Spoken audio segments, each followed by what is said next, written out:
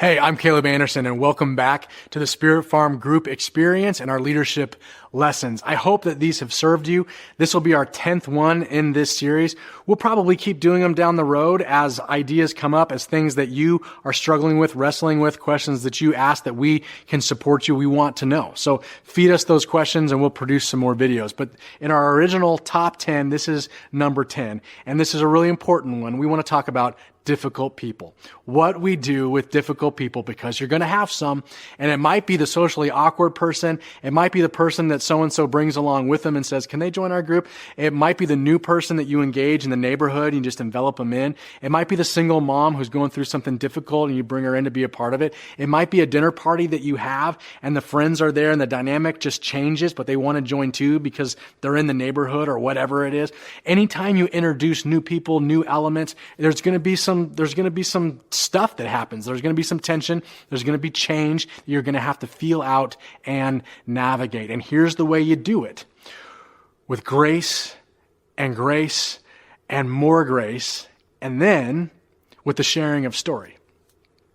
So we just lead with grace, recognizing that we're all broken and in need of grace, and that this person, if they sense God's love, if they sense God's mercy and grace, if they feel that from us, they're going to relax, their defenses are going to drop even just a little bit, and we're going to see more of their humanity. And then we are going to model sharing vulnerably our own stories, because when you get to know someone's story, you see behind why they are the way they are.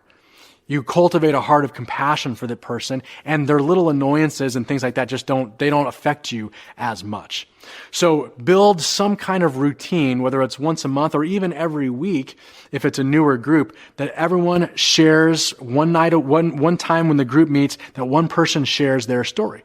They share how they grew up, where they come from, the significant things that happen in their life, where God has intersected their life, if they're even aware of it yet. And you have those kinds of conversations. You see the heart behind the person instead of just the hurts, instead of the issues that are coming to the surface. It's going to help a lot. And then another thing that you can do is cultivate environments like dinners, like parties, where people can feel more comfortable getting to know each other, and it's a little bit more casual, not as focused. And hey, Joe, answer this question. Or Susie, how come you haven't answered this question? Build relationship. Get to know stories and just lather on grace upon grace, knowing that we're all broken and weird in some kinds of ways. By the way, as you apply the first 9 things that we talked about, things like being encouraging and serving and giving together and communicating and being open and all those kinds of things, you are going to see that the group bonds together, and you're going to be able to overcome some of those natural challenges that are going to arise.